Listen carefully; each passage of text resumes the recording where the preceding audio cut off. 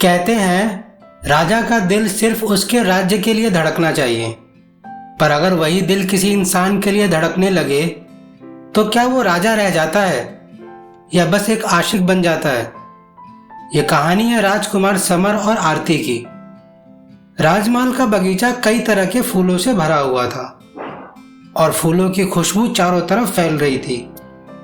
राजकुमार summer तलवार चलाने का अभ्यास कर रहे होते हैं।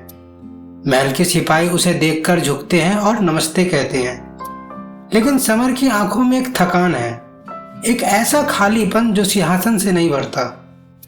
वो अपने सेनापति से कहता है, सिपाहियों, हर दिन मैं जीतता हूं, लेकिन हर रात खुद से हार जाता हूं। ऐसा क्यों होता है मेरे साथ? उसी वक्त दूर से मंदिर की घंटी की आवाज आती है।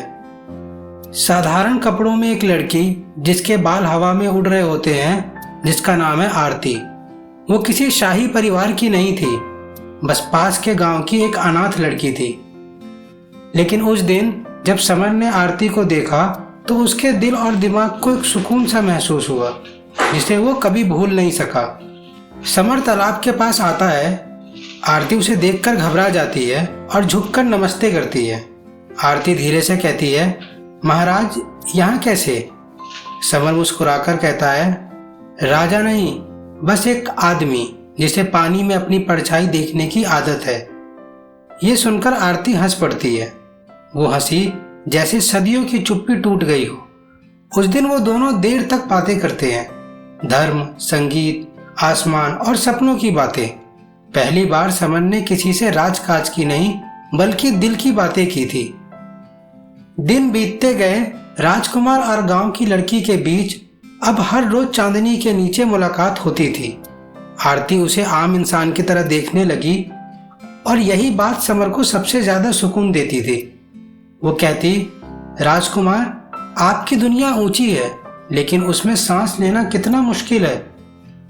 वो जवाब देता, अगर तुम मेरे साथ चलो, मेरा साथ दो, तो मैं आसमान से जमीन पर उतर आऊं।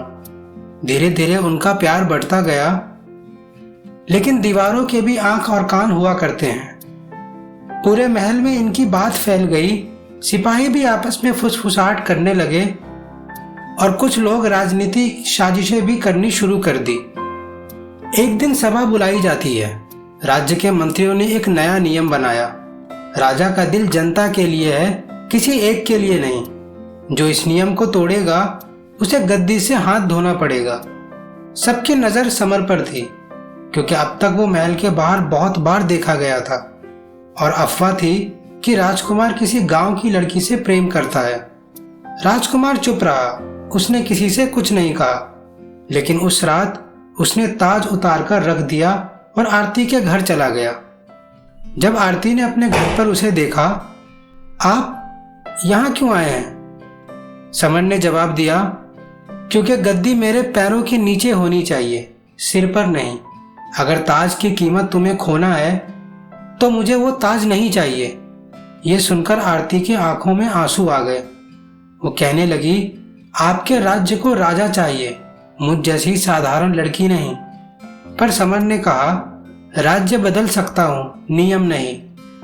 पर अगर प्यार को पाप कहा जाए तो मैं गुनाहगार बनना पसंद करूंगा। वो दोनों हाथ थामकर निकल पड़ते हैं।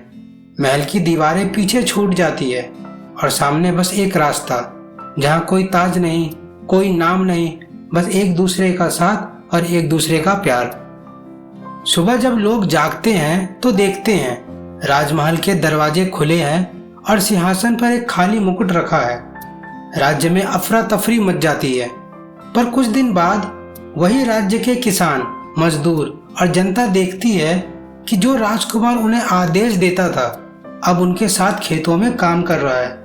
लोगों को पहले अजीब लगा, फिर एक दिन किसी ने कहा, राजकुमार ने गद्दी नहीं छोड़ी, उसने दिल की गद्दी पर प्यार को बिठाया है। कई सालों बाद जब लोग राजकुमार समर का नाम लेते हैं तो कोई उसे राजा नहीं कहता। सब कहते हैं वो आदमी था जिसने प्यार के लिए राजगद्दी छोड़ा।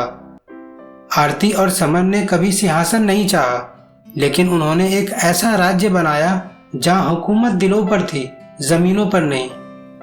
कुछ लोग ताज पहनते हैं और कुछ लोग उस ताज की परिभाषा बदल देते हैं। समर ने ताज नहीं छोड़ा था, उसने बस उसे उस जगह रखा जहां उसका असली हकदार था, प्यार।